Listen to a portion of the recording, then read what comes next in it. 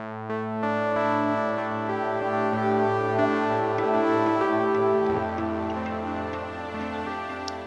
Mayor Landrieu, it's a pleasure to have you on the 10 Across podcast. As you allowed me, I'm going to call you Mitch in the course of this casual conversation. Thank you. Okay. I'm going to break this conversation. We have a little less time than we thought into two parts. One, your experience as the mayor of New Orleans, especially leading up to the removal of the Confederacy related statues. And the second part is the need for infrastructure in this country, especially in the face of climate change. So if that's okay. Sure. All right. So first of all, your father was the mayor, and he was the mayor when I was a Tulane student. Obviously, he had an incredible legacy, both in the legislature in Louisiana as Secretary of HUD. Tell me how important it was to witness what your father did. And I would say also, especially around the issue of race. Well, I was blessed. I mean, I had the greatest father in the world, and I still have the greatest mother. And together they were just it's really unbelievable how gifted I was to have them. I have 8 brothers and sisters. My mom and dad had 9 kids in 11 years. Right. I was born in 1960. So all of us were born between, 55 and 67. And I say that because it occurs to me the older I get that where people are born and the environment they're born in, the geopolitical environment that they're born in, where they happen to be born, all of those things impact, people's views of life. And I was born as in the middle of the civil rights movement. My dad and mom had 4 kids when I was born. I was the 5th. And he had just been elected to the state legislature. One of his first votes was to be one of only 2 legislators in the Louisiana legislature that voted against the governor's segregation package.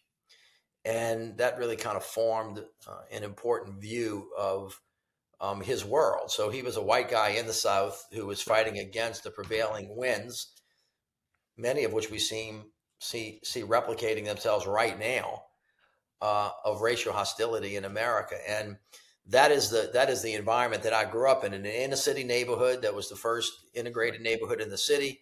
All of us went to St. Matthias Parochial Catholic School.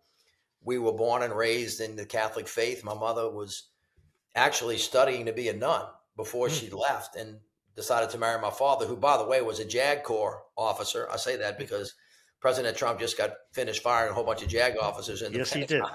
So life comes full circle. And my father, who they told on the day that he voted against segregation that his life and his political career were going to end, went on to be one of the great, I think, political leaders in the history of America as a state legislator, council member at large, mayor, cabinet secretary, judge, essentially. Right. So I got to grow up at this guy's knee, which was, you can't really have a better education than that. And I got to watch him because I was, of all of the kids, I really was interested in what he was doing. So I was hopping in the car with him all the time. And my father, when you're the mayor of a city, you're like on it like a dog on a bone every day. And so when my father on Saturday mornings would get up and get in his car and drive around the city, every street, every neighborhood, I was in the car with him.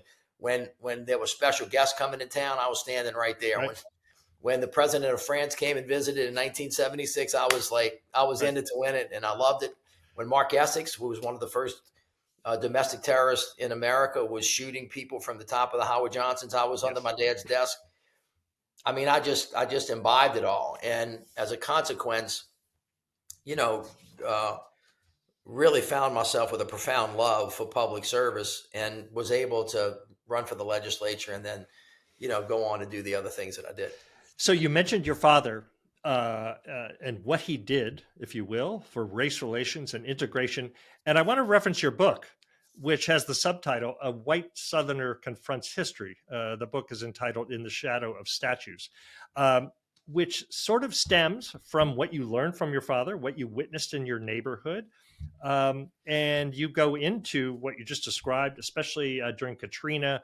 You were lieutenant governor then, but obviously saw the devastation in the city firsthand, like you would as a mayor. You're very deeply entrenched in everything about New Orleans. And if anybody doesn't know New Orleans, it's that kind of a place. You know your neighbors intimately. I don't want to talk about Katrina so much because we've gone over that with several other guests, but I want to talk about post-Katrina, when you became mayor.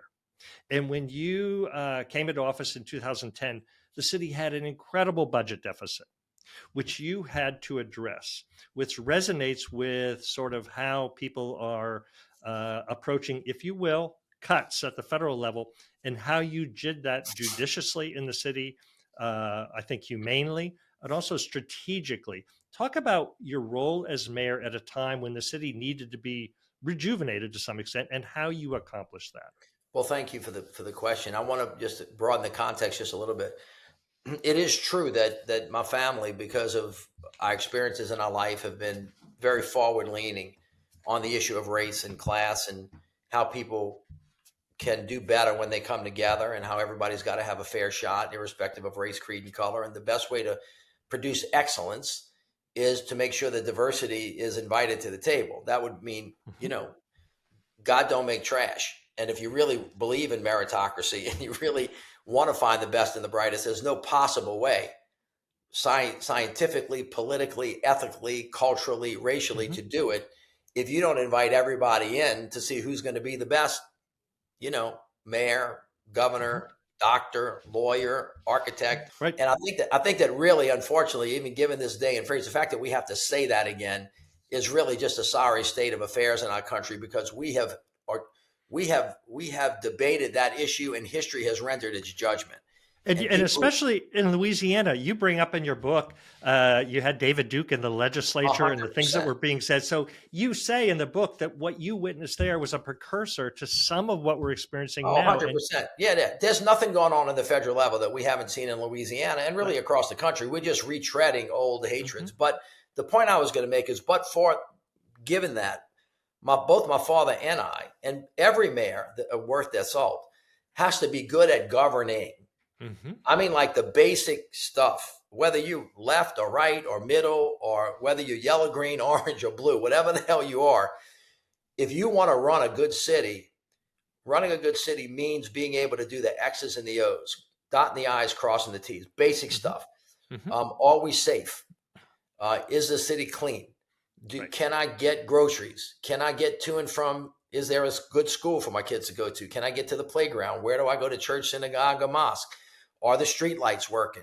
If the city is small, do you want to make it big? If it's big, is it too big? How do the traffic patterns work? I mean, really basic kind of things. Can you bring in enough tax revenue to pay for the things that the citizens want? What is all of that stuff? And so your question was about the city post Katrina. Now, remember, the city of New Orleans is 300 years old. We were here before the country was here. Our founding year was 1718, but history will remind everybody that there was a lot going on in the Deep South for 100 or so years before then. And the Deep South got formed because of slavery differently from, let's just say, the Midwest or the Northeast. And of course, that has incredible implications. But if you come to the city of New Orleans, unlike going to Austin or Houston or Dallas, fabulous cities, you will sense that there's something different about this city. It's historic. It's the only place in the United States that has had a flag flown over it by two other countries, France and Spain. And in our formation, it had something to do about the way we move with each other, the way that we live, the architecture, the color of the buildings. All of our food that we eat every day is an accumulation of German, French, Spanish, Native American, Haitian.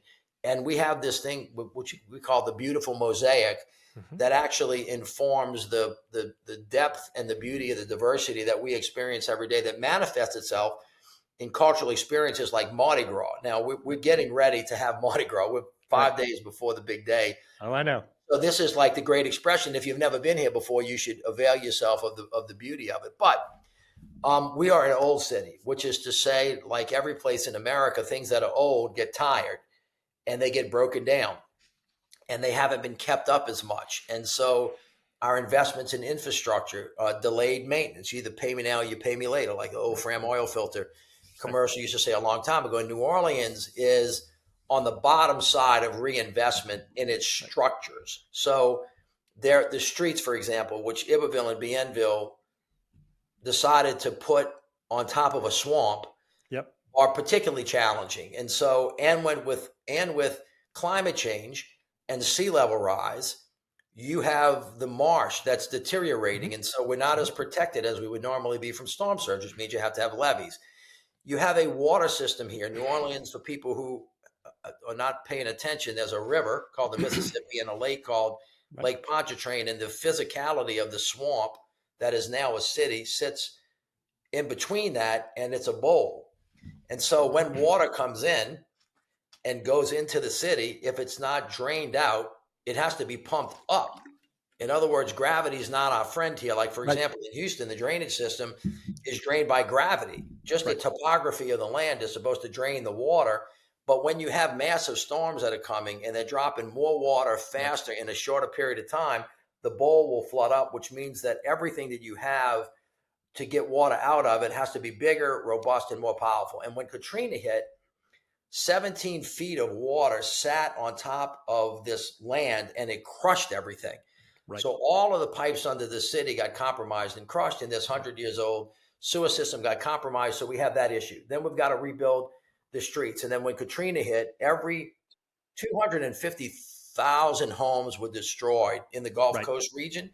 500,000 were hurt. So we had to rebuild literally after Katrina. Then we had Rita, Ike, Gustav, the national recession, and the BP oil spill. And I took over after that. We had a 300-year-old city. It was bankrupt. Every major building in the city had basically been destroyed or compromised in a very serious way. And we had to set about disciplining ourselves to rebuild the city financially and structurally. And the reason it resonates right now in this very moment is because I know a lot about cutting. I don't want to overstate this, and I'm really not trying to exaggerate, as I'm wont to do, my wife tells me. But I had to cut. I could have taken the city into bankruptcy in 2010. There were a lot of financial advisors that said, you are not taking in enough revenue. Remember, because everybody left. We had no public employees. The tax base had gone to crap. And we had lots of expenses. So no money and exponentially more expenses, which means you can't pay your bills, which means you're bankrupt. But the city had to run because the city's an ongoing concern. And we had to get the city back up and operating. And they said, take the city into bankruptcy. But before you do that, you need to understand that it's easy to get into bankruptcy and it's hard to get out. And I said, well, okay, if I make some really hard decisions and I go to cutting this government, can I get it in shape to grow it back? Because the idea was to build the city back, not the way it was, but the way it should have been if we would have gotten it right the first time. Now, I want to talk about that for a second, because some people say, oh, the city's dead. You've got to recreate it, blow it all up, rebuild, build it a different way. And then I go, well, no, we're historic. It's important. We have a history. Some things about our history were bad. Some things about it were good. So why don't we go back and ask ourselves, what were the mistakes that we made before Katrina hit? I mean, like historically, 100 years ago, 80 years ago, 70 years ago, with an unabashed look about maybe business errors that we made that we should correct. And let's build it back now with great responsibility, great love, great opportunity, and with great care. But let's hurry the hell up and do it fast. Okay. So I started cutting, and I basically said, how many layers of government did we have?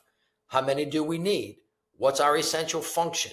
What are the things that we're doing that the private sector should be doing? Are we doing something that the not-for-profit section should be doing? How many boards and commissions do I have? Why does it take so long to get projects built? We went through this really aggressive but thoughtful deep dive. And as a consequence, I would just say that is the difference between what you did, I would say, and what we're experiencing coming out of DC. I'm about to tell you that. We went through this thing, and they came to me and they said, and I said, look, what do I have to do? Like, how do I get the budget balanced? Because it was, unlike the federal government, I have a balanced budget requirement.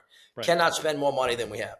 And you have to be responsible about it, and you can't lie about how much money you have coming in to give yourself a fake cushion, because that's what people in government do who are trying to, pull the wool over everybody's eyes.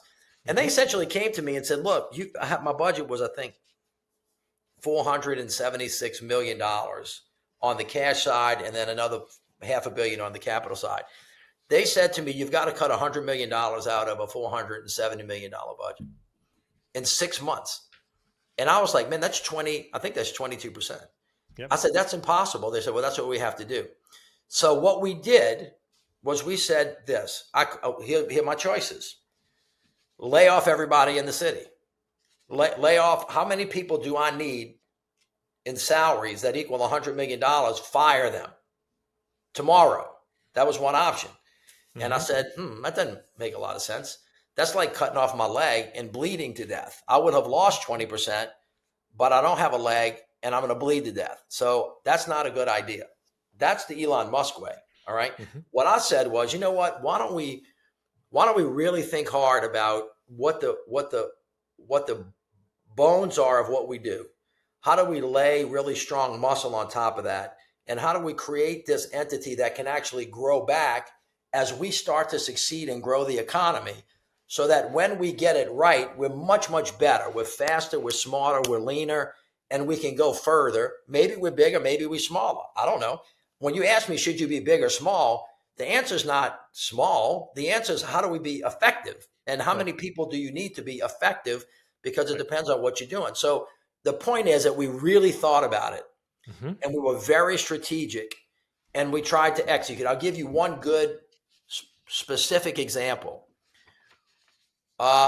They came and told me, hey, in the health department, we have a bunch of doctors and nurses that we hire, that we send to clinics throughout the city. And I went, well, wait a minute, I'm not a hospital. We have hospitals. And by the way, we're trying to do a bunch of reform. Why am I hiring and firing doctors and nurses? Right. Well, you have a public health mission. I said, yeah, but that's not the primary healthcare mission. So why don't we work with the state and set up primary healthcare clinics that are run by the not-for-profit communities that can get more people in for cheaper and give better healthcare? So I spun off half of my health department because I said that's not our primary mission. But I didn't say, but it's not my responsibility. Right. Healthy people are not my responsibility. Screw them. They're taking money out of my pocket. I'd rather give a tax cut to the folks that live uptown. We actually put some money into, and we created a better network, because my job as mayor was to make sure people were healthy, not necessarily that I give them the direct service. So that kind of thinking was when I thought about the recreation department or the police department or whatever. We used that kind of thinking, and New Orleans got, as a government, leaner, meaner, and smarter and faster. And then we were able to create partnerships that produced a good result from our citizens, which was to make sure they were happy, healthy, and safe. That was the idea. It was not, some of us are bigger than other people. I want my money. You can't have yours. I could care less whether I'm shutting down the hotlines to the veterans office. Right. So when a veteran has suicidal ideations, he doesn't have anybody to talk to, which is essentially what's happening right now. And that is why I am 100% certain that what Elon Musk and his Doge guys are doing is just completely reckless, right, and can't do anything but create a situation where people are going to get seriously hurt if they don't stand down and do this in a different way, while always being in favor of reducing waste, fraud, and abuse. Should never happen in government. We should clean out our closets every year, because government has a way of getting sclerotic and bureaucratic, and we have to stay on that. But it does not mean get rid of the lawyers who will protect us from conflicts of interest. It does not mean get rid of inspector generals who will stop wealthy people who, because lots of, in every part of government, in every part of business, in every part of whatever, you have people that are going to take advantage of other people. And it doesn't mean that you need to take off the guardrails for us government officials to make sure that we're doing the right things for the right reasons. And I think the American public will come to find out in the next 8 months, 9 months, 10 months, that what you're not seeing them do, what they're not telling you about, is going to be far, far worse than what they are telling you to do, because they're hiding the ball. And they're going to create a negative consequence going forward. We have limited time. I want to touch on two key topics which relates to what you're talking about. You talked about the reality of the condition in a city, which as mayor, you really need to attend to. You were talking about the streets previously. You're talking about healthcare and other services which you much deliver. You got that under control. You're doing that. You did it brilliantly. And again, I know the history of the city very well, and spent 10 years of my life there. I worked on the last World's Fair ever held in the United States, which was 1984 in New Orleans. So certain things a mayor has to do. So you're talking to Wynton Marsalis, and he says to you, Mayor, I sure would love to see you remove General Lee from Lee's circle. And it caused you, as you relate in the book, again, to see the world through the eyes of a Black man and others who were passing every day a legacy of the Confederacy. And these were not monuments to the war. This was sort of a post action to talk about what's sometimes called the lost cause. That is not a typical thing to do as a mayor. That's not the streetlights. That's not other services. That's addressing how others see your city and want to feel a part of it as well. And you took on the challenge of removing 4 statues that were related to the Civil War. Tell us about the determination to, one, take that on, which you weren't sure you really should right away, but you came around to it, and obviously execute on that through great difficulty, and probably lost a few friends in the way, in the process. So talk about. They weren't really friends to begin with, but well, maybe you discovered that. But that's an extracurricular activity as a mayor that you felt you needed to do. Talk about that. It's not really. It's not really an extracurricular. But let me put some context around it because it's important. First of all, I did this in the 5th year, in the 6th year of my mayorship. So I had 6 years of really head down, shoulder to the wheel, meat and potatoes, governing, being soft on the people but hard on the problem, and rebuilding the schools and the libraries, and built a brand new airport. I mean, we pretty much reconstructed the entire city. And the entire time that the monument argument went on, because it lasted 3 years, we spent, I mean, I know we got a lot of national press, but honestly, we spent, I don't know, 3% of our time on that. 97% of our time showing up and doing the homework of the city. I never, ever took my eye off of the homework of the city. Okay. But remember that when I told you a couple minutes ago, when I became mayor, I said, we're going to rebuild the city, not the way it was, but the way it should be built if we would have gotten it right the first place. And so we had, for 6 years, always been working on the soul side of the city, which is everybody included? We had a racial reconciliation program called the Welcome Table going on for 5 years that I brought from the Lieutenant Governor's office, where we had 600 people, Black and white, meeting at a table in groups of 20 every Monday night. And every one of those groups had a project that they were doing in the city to help prove to people that when people of different races, creeds, and colors got in a room, that they could find common ground and leave something good behind. Because it was, how are we going to send a message through our actions and our words to the rest of the world, and basically say to America, thank you for investing in us again. Our gift back to you will be to show you how the country can reconcile. So that has been going on for 6 years. And Winton did not come to me. I went to Winton because what I was doing was, and I say it's important to know that point, because Winton was the kind of thing that he stuck a hot poker in my behind to say, get off your behind on this, because he's my friend. I've been knowing Winton since I was 13, along with Walter Isaacson. Right. What I was trying to do in this moment was to think about how I was going to keep the momentum going in the city to rebuild it, because we had been through hard stuff. I had to create a vision for the people. And the vision was that in 2018, so now this is 2014 and 15, in 2018, that's going to be our 300th anniversary. So I want the people of the city to think about our 300th anniversary like Los Angeles thinks about the Olympics, like Paris thought about. How do you use an event to really kind of wrap up for the country? Look at everything we did in 8 years. I'm going to hand it back to you. And therefore, when we were building schools, what we built, firehouses, the architectural design, what corners they went on, what they said to the people who were traveling by them, like when you're going through the French Quarter, you go, oh my God, this feels a certain way.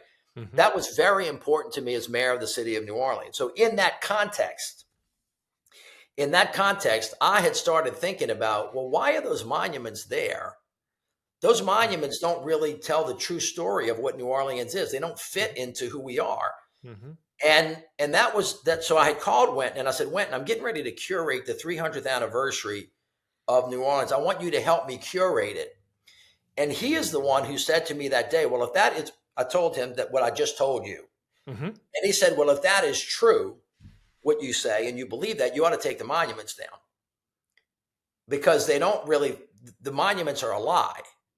Mm-hmm. And that's when it really, I mean, sometimes your friends say things that your head explodes when you've been talking to yourself for, 10 years, and then somebody connects the dot, mm-hmm. and you go, of course, if everything I said about New Orleans is true, and you came to New Orleans and you drive down the street, you would say Mitch Landrieu's full of crap. He can't possibly believe all of that.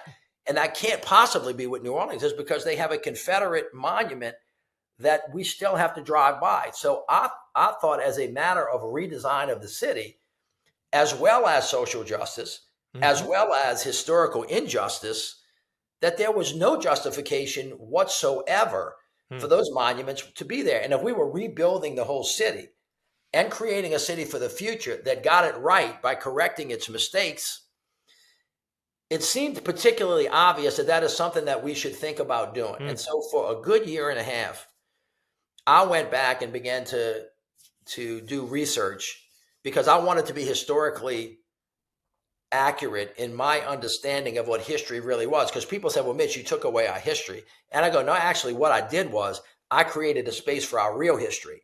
Mm-hmm. That in fact, that monument was a lie, because mm-hmm. it was built on this thing called the Lost Cause, which was basically a remembrance of the Civil War, much like some people are trying to remember the January 6th insurrectionists. That was an insurrection. It is a fact. The Civil War was about slavery, and it was about disuniting the country. And those monuments were not just adulation for Robert E. Lee. They were propaganda things to oppress. And all you need to do is ask Wynton Marsalis, the 13-year-old, not the greatest trumpet player in the world at 60, or Terence Blanchard as a 16-year-old, that when they walked by those monuments, they felt oppressed. Now, I'm the mayor of a major black city. My political existence depends on support from all different races, creeds, and colors. How can I look at my two contemporary men who I grew up with, and they say to me, Mitch, you represent me. You represent our view. Those monuments do nothing but tell my children that they're worthless. Mm-hmm. And you're telling me you want to build a city for the future. That's a lie. That doesn't make any sense. And so once I got that under my, my hat, I was thinking about doing it. And then Dylan Roof walked into Mother Emanuel and killed 8 fellow Americans in a prayer service. And I just went, you know what? Those things are coming down. They're like coming down. And Nikki Haley and Joe Riley walked out and took down the Confederate flag. And I said, I dare anybody in America, I challenge anybody in America to try to explain to me the difference between a piece of cloth that represents hatred and disunion and a piece of metal that is not artistically sound, that lies about our history. And that's when I said, I am taking those things down, because I, as mayor of the city of New Orleans, we own that property. And nobody should be able to tell us. So this was essentially, this is the big kind of funny point of this whole thing. As big as this is, and as important as it is, and as deep and philosophical as it is, it really is just a property dispute. Whether the city of New Orleans has a right to choose what's on its own public property. And the people of the city who elected me through me had the power, me with their blessing, to basically say that is not who we are. And that's why those monuments came down the way they did. Well, again, for absolutely the start of it. For our listening audience, if you haven't read the mayor's book, In the Shadow of Statues, it's more resonant now than when it came out in 2018, I think. And it includes this story. But you also talk about governance writ large. And the question I was going to ask right now is your observations about Los Angeles, which also involve race, which involves city planning in the face of disaster, the role of government, and also truthfulness we heard things about water, which clearly weren't true. And I'd rather go to that direction. I know you have another meeting you have to get to right away. So at the close of this conversation, I am sure there are many people in this country looking at you and saying, what you just said is what needs to be heard in this country. So what are your plans for the future, and what would people, if you're willing to share, like you to be doing? Because I think you're speaking the truth, and that's in short supply at the moment.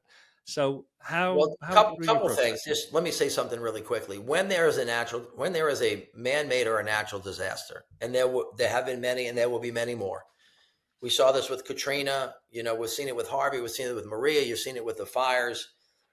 Whatever your flavor of the day philosophically is about whether it's being caused by climate change, which I think is a major contributing factor, or not, bad things are going to keep happening. And when they do, the best model, 100% best model, is that the president, the governor, and the mayor and the town leaders of wherever that occurs link arms and go, we may disagree on whether the sun's rising or falling, but damn it, we're going to take care of people.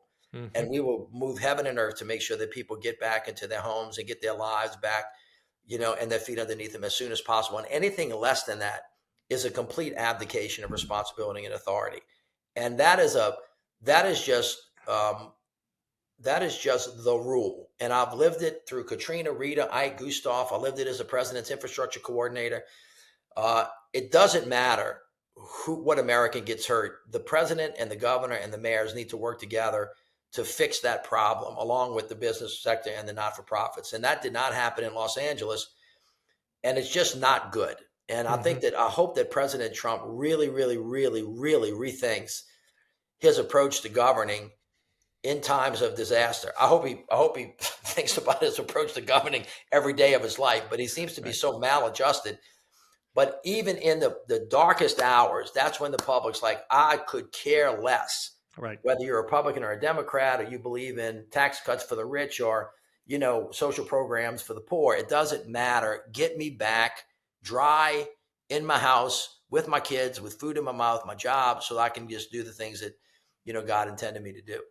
And I do think that we're in a very strange moment in the country. It is really unlike any that we've been in. And I happen to think it's a very, very dangerous time. I mean, there's a phrase that says it's easier for a jackass to kick a barn down than it is for a carpenter to build it. And I'm into building, not tearing down. Now, I'm not saying that you don't have to tear things down from time to time, but you need to do them with the thought of building it back better, not destroying it, so that nobody ever sees it again, to let people come in and maraud and steal and take it for their own benefit. That's just not who I am.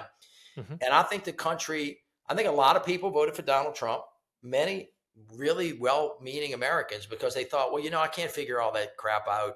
Can somebody just reduce the price of my eggs, my milk, my butter? I can't make my ends meet with the mortgage payments the way we are. Government's not working well. Makes a lot of sense. And I think that we ought to spend a lot of time in government, making sure that it's rightly positioned, rightly ordered, and working really, really, really well. But that does not mean that we have to hate our neighbor, that we have to step on their throats, that we have to abuse the weak. It doesn't mean that we have to eviscerate the guardrails in government that protect our national security and make sure that we have economic growth for all of us, because we just are better together. And it is not, in my opinion, a might make right world. And that's not who the United States is. And oh, by the way, on the national level, on the international level, we cannot survive. Right. I don't care how strong you think we are. And I do think we're the strongest, greatest nation ever to be. But the reason we got this way is because we have a lot of good friends. And if you stick your friends in the eye and you kiss your enemies, all of a sudden things get really, kind of sticky, because history has already told us what the answer to this is. And we don't need to repeat the terrible mistakes that have been made throughout history and put the world in a place where the bad guys win. And I just think that all of us need to be forthright and stand up and be tough about this, and just testify by the way that you are in your communities every day. You do not, as much as I love the federal government and think that if rightly ordered and rightly focused, they can be a good partner. If they're going to go in a different direction, there is absolutely a way to survive and thrive on the state level, on the city level, and in the communities where people live. Do not give up the hope of working with your neighbors who are different than you to produce good results in the place where you live. You don't have to do that. And we should not stand for that going forward. Well, I want to thank you for your time. And I would proffer that the intimacy that New Orleans has, the way you know your neighbor, you've been using that word frequently, community, black, white, green, doesn't really matter. The proximity in which you live. New Orleans is a very compressed city, built probably where the city shouldn't have been built, but had to be built, as you mentioned, extremely culturally rich. I think that experience has allowed you as a leader at the local level, state level, and at the federal level to understand how people need to operate together, whether it's neighborhood to neighborhood or country to country. So I just want to thank you for your leadership, your ability to articulate it. And I hope we see you in the future in a role where you can leverage that experience, because I think we need it. Well, I thank you for that. After Katrina hit and everybody was wet, Americans were wet. We were under the water, literally 1,800 people drowned to death. I saw, and in subsequent disasters have always seen, it has always been true, that in the darkest of times, people's best sides come out, and that there are angels among us who don't have titles. They're not the mayors, the governors, they're not the priests, they're not the senior partners in the law firm or the heads of community organizations. Regular citizens, people who say, wait, I'm just a legal secretary. Wait, I'm just a parish priest. Wait, I'm just a high school dropout. Those people, it's just amazing. It happens all the time. They come out of nowhere like phoenixes, and they remind us of our humanity. When people in peace times, when they're not wet, they're not hungry, walk across the street from each other because they got 3 black kids and they're afraid that those black kids are going to hit them on the head, and they go, oh, I don't like those kids. Let me walk across the street. Or if you're an old, a black guy and you see white kids, you walk across the street from them, you're afraid. In a storm, you know what happens? You got the 3 kids and they're wheeling an old white man down the hill on a cart. You see an old African-American woman holding the hand of a young white girl. You see, let me just tell you something. Everybody forgets about who's on what. Everybody needs to get in the damn boat. And so they help each other and they lift each other up. And you see this magnificence and go, Jesus, Lord have mercy. Why can't we do that every day? And the truth is you can. You really can. And in New Orleans, Brian Stevenson talks about this, and I'll end on this, but he talks about the need to be proximate to each other. Because when we're close to each other and when we're talking to each other and when we're looking in each other's eyes, you got to be a cold son of a bitch to not be able to feel people's pain or to experience their joy and to be in that moment. The more we isolate ourselves from each other, the more we put ourselves behind fences or go to exclusive clubs or get into our mind that some of us are better than others, maybe because of who we are or how we were born or whatever, and that people are not as good as us and that maybe, some of us are a little bit superior to others. That's a prescription for being in a boring life. Okay. But it's also a prescription for economic decline and for a putting yourself in a vulnerable place from a security perspective on a domestic and a national level. It doesn't work. And we have had moments that we should be ashamed of in this country. We have had many moments to be proud of. This is a great country. I would never, ever say that we're not the greatest country that ever was, but it would also be true that we would be making a mistake if we didn't think back about times when we kind of lost our way a little bit, when we weren't our better selves. And I don't need to go through them all. Anybody who wants to look at history, can go back and look at the times that we went crooked. And we're doing that right now.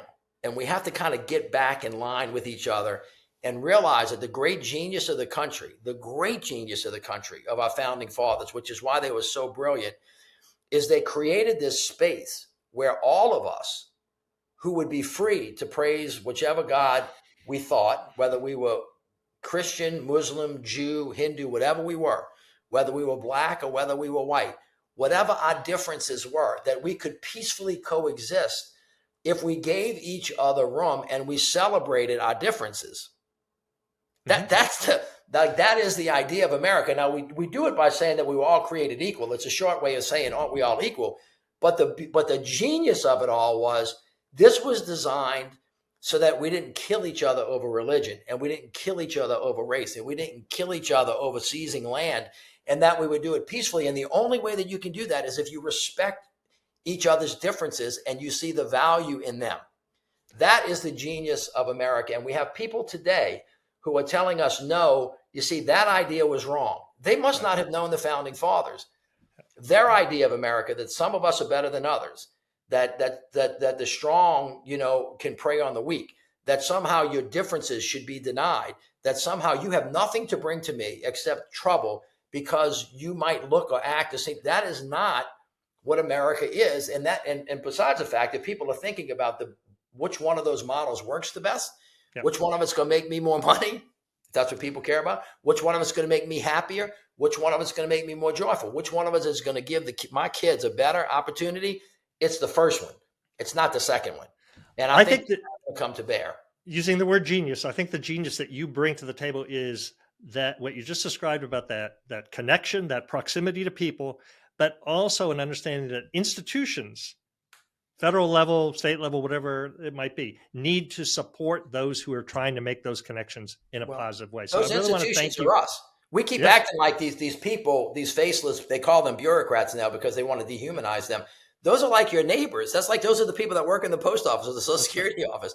They're the people that work in the VA so that if your daddy who was in the services quit, they actually provide their medical care. That's who those people are. So you can say about them that, hey, they're not doing that job well. Well, they're working based on what Congress told them. That you can say they could do better and they can go faster, but we keep acting like they're somebody else. Because if they're somebody else, if they're faceless, if they're nameless, if we ascribe a pejorative name for them, then we can dehumanize them and not think about whether how we're treating them is respectful or with dignity or helps us at all. And I would just encourage people to disassociate that anger and hostility from finding the answer to the problem. And stop blaming other people who don't look like you for the things that you are feeling today, because we are a government of the people, by the people, and for the people. And if the government doesn't work, then we have to fix it. You don't have to destroy it. Yes. So anyway, your enthusiasm for engaging these really difficult issues is palpable, and I can't thank you enough for what you've shared today. And I hope we have another chance to follow up here. There's so much more we could talk about, and I hope we see you in a position where you can make the difference that you're describing right now. Thank you. I appreciate it. My wife says go take out the garbage and rake the leaves. So I mean, I got to do that first. All right. All right, you guys. Thank you. Thank you so much.